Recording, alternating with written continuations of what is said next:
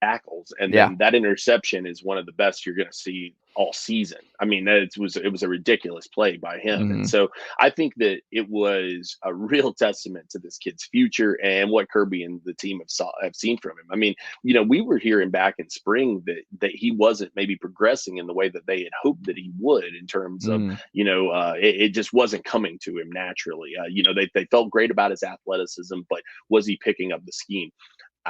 This fall camp, I think everything got kicked into a different gear. And suddenly he's a kid who, going into game 2, you feel like is probably the perceived starter for that spot all year. Whereas Dan Jackson was the guy who was kind of expected to hold that down. And then Malakai maybe come in later in the year and sort of, set the stage for next year. For him to come out and have that performance in game 1, like you said, that's pretty scary, I think, for a lot of other teams to see a freshman do what he did, play as athletically as he did. Going to be a great one, I think. And I knew a lot of people who felt that way. I felt that Malakai, sky was the limit kind of thing for him. I did not have on my bingo card interception and leading the team in tackles in week 1.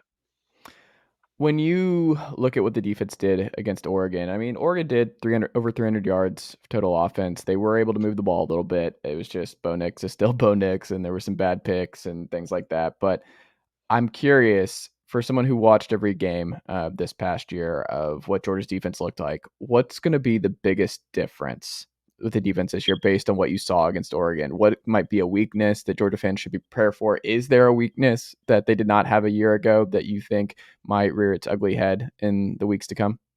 The only real concern I have is the depth in the middle at middle linebacker.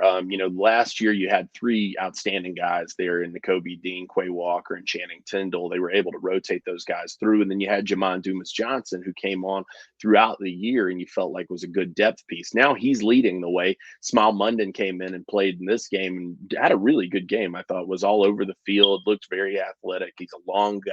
I think that they really feel good about his future at that position as well.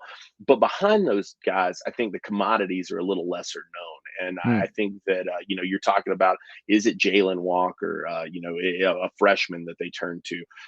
How do they kind of balance this room out and make sure that those guys are getting the necessary breathers that they need in these close games that, they may run into down the stretch? I think that that's where the concern lies for me.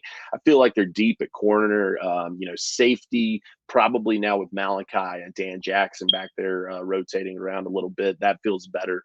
I was a little worried about that Chris Smith injury. It looked like he banged his shoulder up during that game, and I thought that could have been impactful for Georgia. You don't know that you have just a clear guy behind him. And really, with all of these guys going into this year, it's been about, not talent. Georgia's recruited great players, but it's about guys who've done it when the band's playing and done it when the bullets are flying.